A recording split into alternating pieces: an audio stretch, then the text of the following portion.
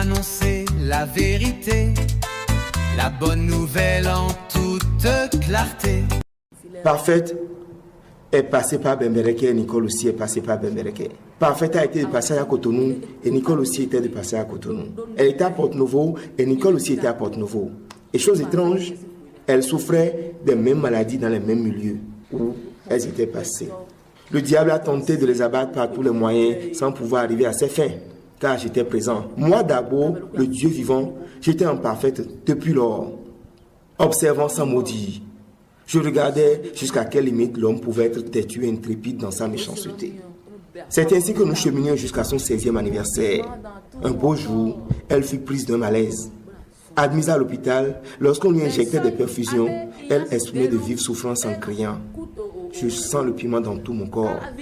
C'est dans cet état souffrant qu'elle fut conduite chez l'abbé Ignace Telou, officiant à l'époque sur la paroisse de l'église catholique romaine Saint-Antoine de Padoue de Calavi. Je vous le reprécise, c'est chez l'abbé Ignace Telou qui officiait à l'époque sur la paroisse Saint-Antoine de Padoue d'Abomey Calavi qu'elle fut conduite.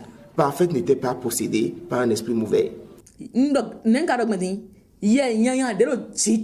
Comprenez bien ceci, Parfaite n'était pas possédée par un esprit mauvais. Elle était souffrante.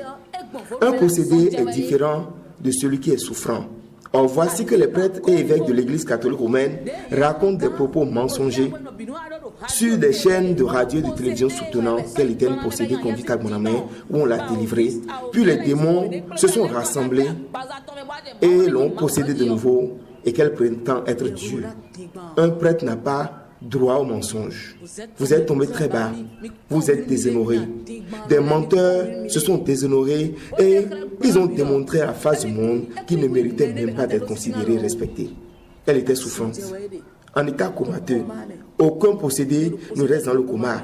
Elle était dans le coma lorsqu'on l'amena de Cotonou pour aller rencontrer l'abbé Mathias à Bonamé en évoquant ses qualités.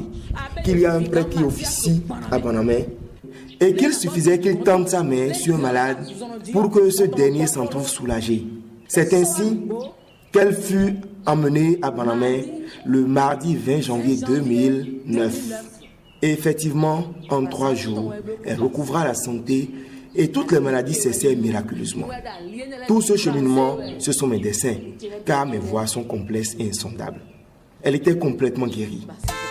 La bonne nouvelle en toute clarté, catéchiser les âmes, ouvrir les yeux, le souffle du Saint-Esprit nous rend audacieux.